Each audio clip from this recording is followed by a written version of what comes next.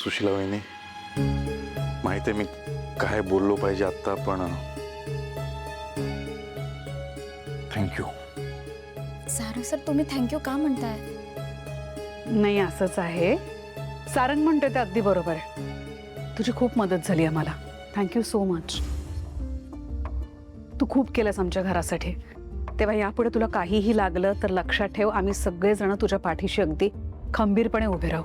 अगदी पैशाची मदत लागली तरी सुद्धा माग, हक्कानं. पण एक गोष्ट आहे, यापुढे सुद्धा जर का तुझी गरज भासली ना आम्हाला, तर तुला इथे यावं लागेल. नाही तिलोत्तमा मॅडम, तुमचा काहीतरी गैरसमज होतोय. अहो, हे सगळं मी पैशासाठी किंवा कुठल्याही व्यवहारासाठी केलंच नाही. माझ्या कठीण काळात मला सारंग सरांनी खूप मदत केली आणि त्या उपकारांची थोडी का होईना मला परतफेड करता आली, हे मी माझं भाग्यच समजते.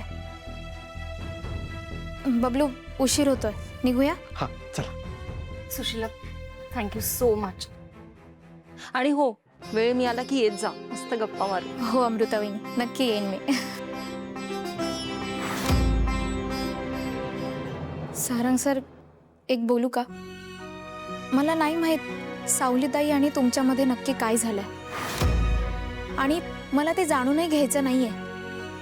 पण सारंग सर, सावलीताई खरंच मनाने खूप चांगल्या आहेत. आणि ते म्हणतात ना की माणसाची खरी किंमत तो जेव्हा आपल्यापासून दूर जातो ना तेव्हा कळते. आणि सावलीताईंची खरी किंमत तुम्हाला नक्की कळली असेल असं समजते मी. ऐक ना सुशीला, तुला इथे नाटक करायला बोलवलं होतं. म्हणजे या घरची सून म्हणून तुला नाटक करायचं होतं. तुला जर का असं वाटत असेल की तू खरोखरची सून आहेस किंवा आमच्या घरातली एक सदस्य आहेस, तर तसं नाही आहे. हा नाही, म्हणजे ज्या हक्काने तू सावलीबद्दल वगैरे बोलतेस ना, ते नको बोलूस. तू ये आता. आणि हा, सावली सारंगची बायको होती, आता नाही आहे. निघतेस? हो. Thank you so much.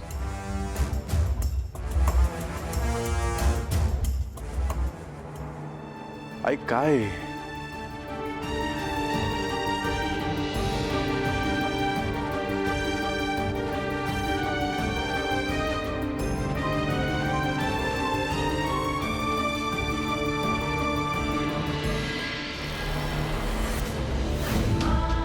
सारंग, काय होतंय तुम्हाला?